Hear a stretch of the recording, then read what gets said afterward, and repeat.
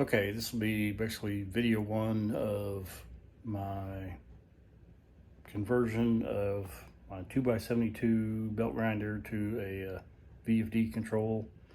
I'll show you kind of where I'm at and what I'm thinking.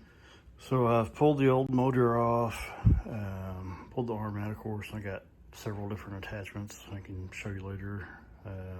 Next step, I started pulling the shaft out and I thought, well, I'm not going to be using any of these braces. I'll show you what I'm thinking there. So I'm just going to pull those off. I've already flipped it on its back or front and taken the bolts out from underneath. Just going to take these four out, and that whole assembly will come off. And I'll show you what I'm thinking from there. Okay, so when I originally built this grinder, I never had intentions of making it into what I'm trying to make it into now. So making it direct drive. So I first looked at putting the feet of the motor on this plate, which there's not enough meat here to actually be able to bolt it down. So I turned it 90 degrees. I think we can make this work. You can see it's actually set in a little bit, which is even better for me because I can basically push the motor over a little bit and make it set right about there, and have plenty of room on the shaft.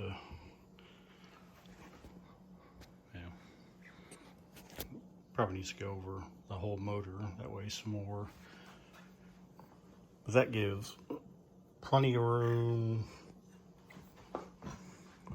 to bolt the feet. I may need to pull this off and machine a lip into it, or I may actually space this back a 1/4 inch. I think either way it'll work out pretty well. Another kind of plus of this whole thing is, I've made this whole thing go from a 24-inch plate to maybe a 12-inch. Granted, I will have the VFD to mount next to it, but I'm getting closer. Well, I threw another attachment in it just kind of for illustration purposes, but it's just another one that I have. Anyway, so I started thinking about this a little more, and I always tend to kind of overbuild things, but I'm worried there could be, basically this shaft is going to have torque against it due to the strut and basically the motor just pulling on it. So I think I need to add either some bracing here or here. I'm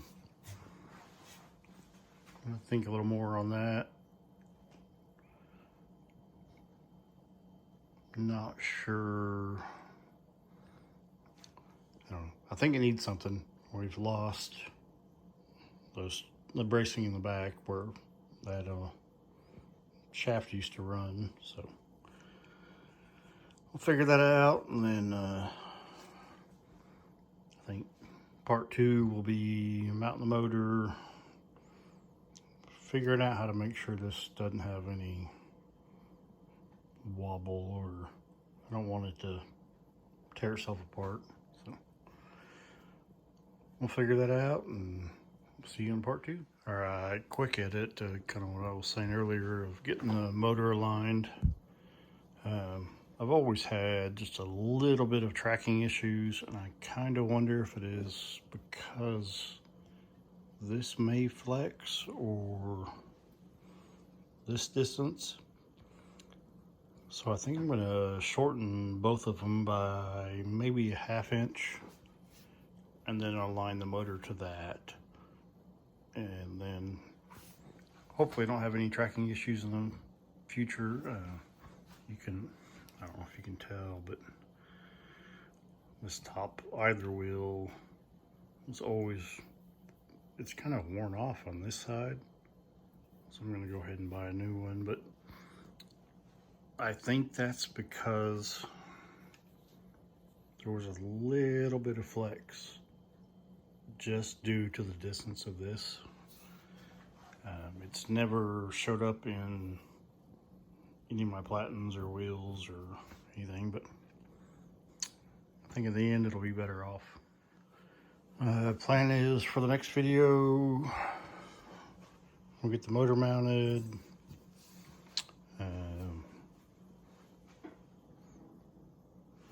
Probably figure out bracing, some sort of, I don't know.